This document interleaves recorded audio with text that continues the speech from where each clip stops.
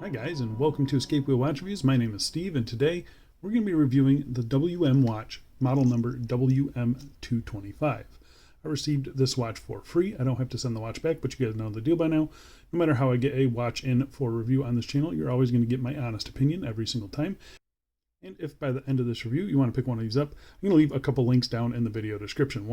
One of them is to the official WM watch store, and then the other one is a affiliate link to AliExpress. So if you do use that AliExpress link, I earn a little bit of commission. It doesn't cost you any extra. It just earns me a little commission, helps keep the things running on this end. So I appreciate the continued support. So the retail price that I am seeing is $239 US. I highly suggest checking out the price in your location, as this does include the US tariffs that we have to pay. So it could be quite a big difference in cost. So yeah, just be sure to check out the prices in your location. WM, they've used this case and this bracelet in with quite a few different dials, different textures and stuff like that. I did review like the Four Seasons design one a while back. So yeah, this is not a new case or anything like that, but it is new dials. So the new dials in this lineup, there are 3 of them, and I think they all look absolutely fantastic, as you can see here.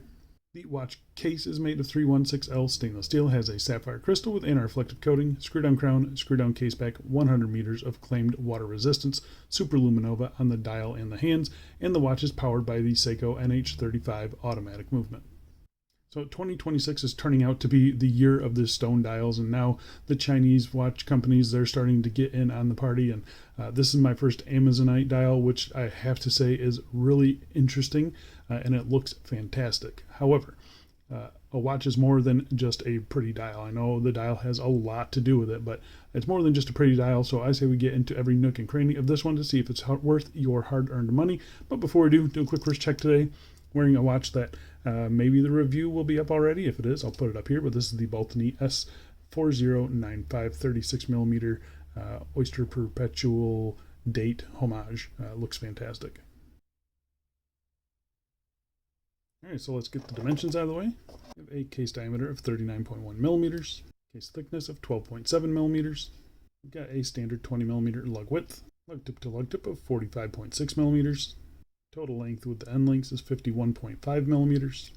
And sized up for my 7.5 inch wrist with 2 links removed, it weighs 140 grams. So in my opinion, the watch is pretty good dimensionally. I mean, I don't see anything wrong with it. Maybe the male end link sticking out, over 51 millimeters, that might be an issue for some with smaller wrists, but it's pretty compact, lug to lug.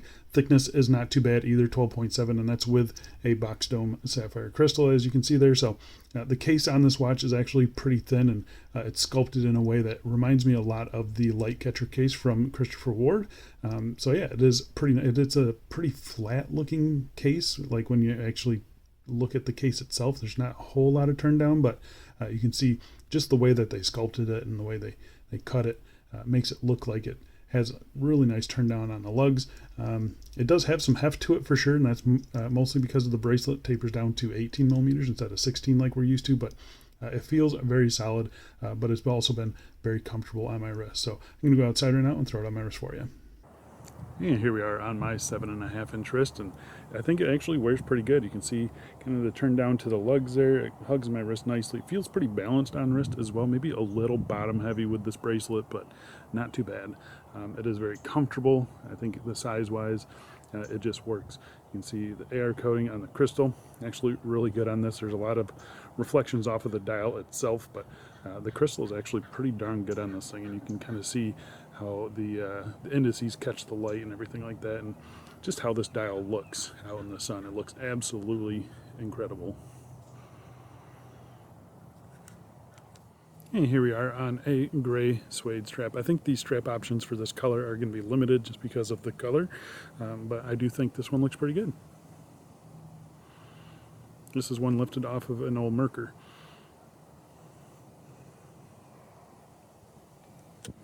I know we're kind of past the summer months, but this does give off a pretty cool summer vibe on a white FKM. This is just a smooth FKM. The link will be down below for this one. I think it looks really, really good with that dial color. And lastly, here we are on just a FKM strap with some texture, black. Figured that would look good. Definitely does. I think I still prefer that white one though, or just the bracelet. It's always going to look good on the bracelet. No issues with strap clearances either. All right, let's go back inside and let's get back to this review. All right, so let's talk about the case finishing. So the case finishing on the watch is actually pretty darn nice. It's a mixture of brushing and polishing. So as you can see on the top of the bezel here, we have a circular brushing that works its way to a nice polished chamfer there. Nice sharp transitions as well. Bottom edge of the bezel is circular brushed. We have vertical brushing on the tops of the lugs. It's a nice fine brushing, and I don't see any issues with it. I mean, it's nice and consistent. It looks really good. We have high polished chamfers here. We have brushing on the side of the case, and then we have a nice high polished chamfer on the bottom of it too. So there's really no sharp edges on this anywhere. The transitions, there's some spots where you can kind of see some over brushing, like right here on the top chamfer. But for the most part, the case finishing is done very nice. You can see on this side, there is no over brushing. So yeah, a little bit inconsistent with the brushing and polishing a little bit, but for the most part, it's not anything that you really notice until you get real close to it. We do have a 6mm signed screw down crown here with the WM logo. It's a little bit of a small crown, I'd say, but I prefer a smaller crown. That's just me personally. I just don't like it digging in. This one's got plenty of grip, and we'll talk about that in a little bit more detail later on. But flipping it over to the case back here, just a sterile case back, again, brushed and polished. Simple notches there for a tool. Yeah, no issues with this. Again, anything down here is nice and rounded off. So really, I don't have a whole lot to complain about when it comes to the case. I think the finishing is nicely done. It's not super crisp, but you know, at a distance, you know, you get the light play off of those chamfers, and yeah, it's just done to a nice standard. It's definitely above average. And it just needs a little bit of help in some areas, but for the most part, actually pretty happy with the case finishing on this watch. All right, so let's talk about the crystal. First things first, testing for sapphire. It is positive for sapphire. So we do have a very nice sapphire crystal. It's got some clear and reflective coating and lots of it.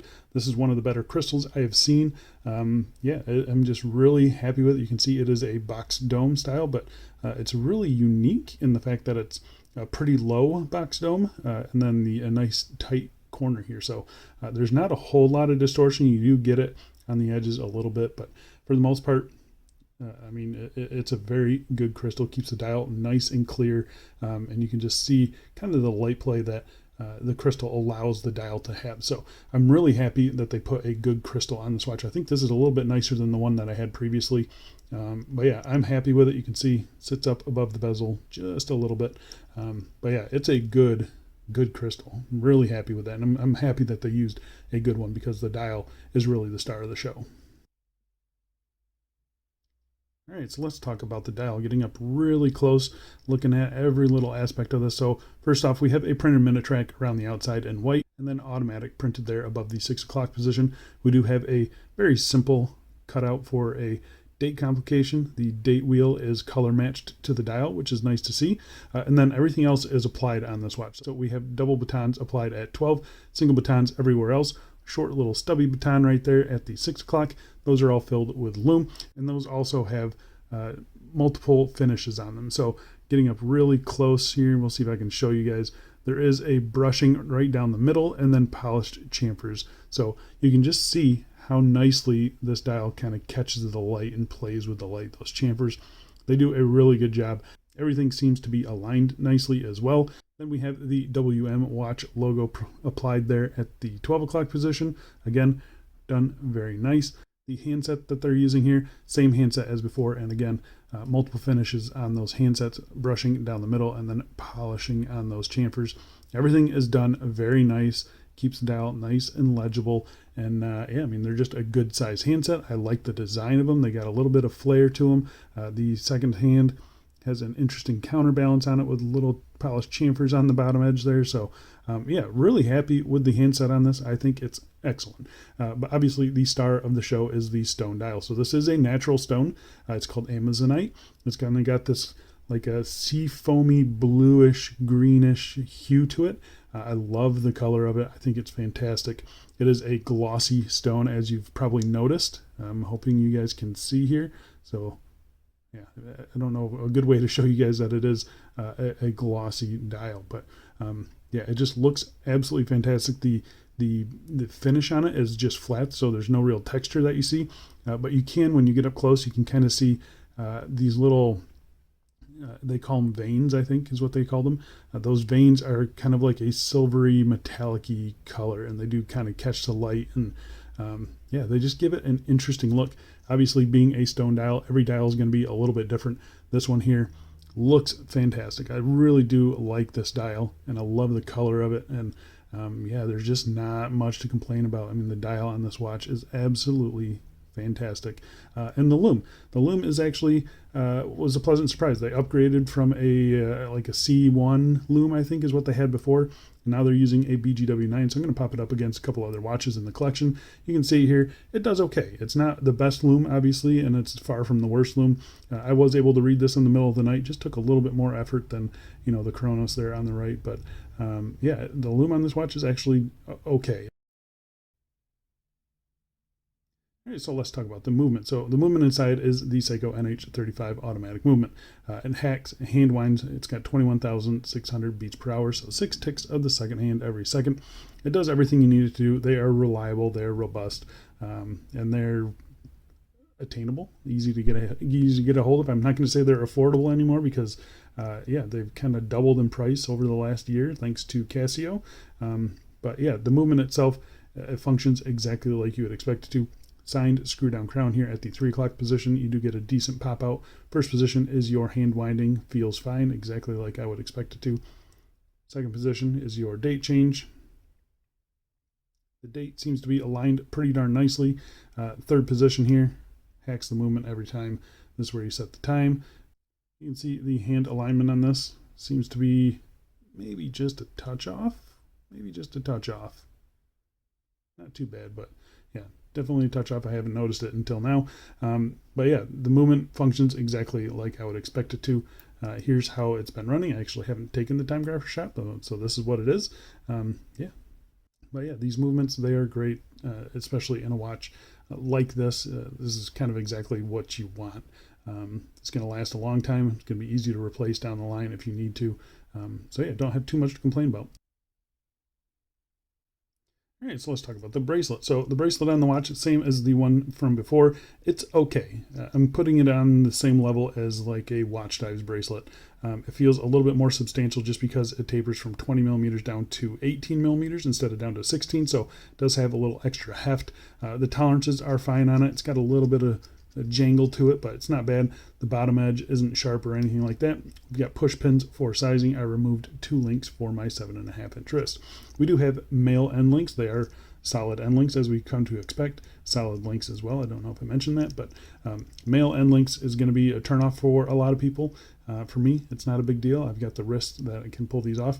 You can see here, they follow the lug and the case curvature pretty darn nicely.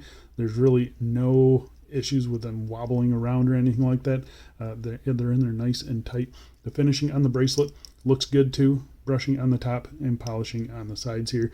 Working our way to the clasp, we have a WM branding there. I kind of wish they would use the branding from the dial on that. I'm not sure why they use this branding. It's a fully milled clasp, 2 button pushers here. I do have a little bit of an issue with this not wanting to close properly. You can see here one side is closed and the other side hasn't closed.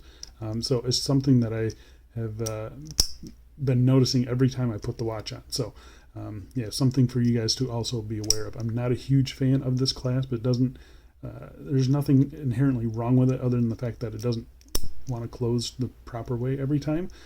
You've got 5 levels of micro adjust there, just regular micro adjust. There's really no sharp edges on this clasp. Sometimes these back edges and these front edges can be sharp. They're not. This bottom edge is not sharp either. So for the most part, you know, all the tolerances on the clasp are fine. And yeah, I mean, it's just it's nothing spectacular. It's just a normal milled clasp. And I think at this price point, we kind of want to see an on-the-fly system. So yeah, I think the bracelet is fine. There's really nothing wrong with it. It's serviceable, it's usable, it's comfortable, and I've got no major issues with it for me. I think a lot of people are going to have issues with the male end links and, you know, just a normal clasp. I'd like to see a little bit more effort on this clasp. So there you go, guys. That is the WM watch, model number WM225. I think it's a really interesting watch. I think the stone dial is absolutely fantastic. I think the dial finishing is really good. The crystal is very good. You're getting a robust movement. The case is actually not too bad either. The bracelet is not too bad. Yeah, my big issue with this is the price, $240 US for this watch. And I say the price because there's a watch that I have in my collection that is currently $10 cheaper than the WM watch. So yes, we are not getting a stone dial on this one, that's for sure. So if the stone dial is something that you really want, this one isn't even an option for you guys. But taking the dial itself out of the equation, you're getting a nicer case, a nicer crystal, better lume, better movement, better bracelet, better clasp, better pretty much everything else, and you're saving $10. So yeah, that's my big issue with this watch. It's just a little bit too overpriced. I'm not sure how much a stone dial increases the cost of a watch, but I feel like this is like $150 watch max, and they're charging $240 almost. So that's my big issue with this watch is that. But yeah, this Chronos is absolutely fantastic. I have reviewed this one, but yeah, I think if you want a stone dial, there's only a few companies that are doing it. I know Watch Dives, they're going to do some. WM Watch is one of them, obviously. And then off the top of my head, I'm not really sure who else is doing them, but I will say the dials are absolutely fantastic. And the watch itself is fine. So if you're willing to pay that much for the stone dial, go ahead and do it. And I think you're going to enjoy this watch like I have been. So I think that's it for me. Thanks a lot for watching, guys, and I will see you in the next one.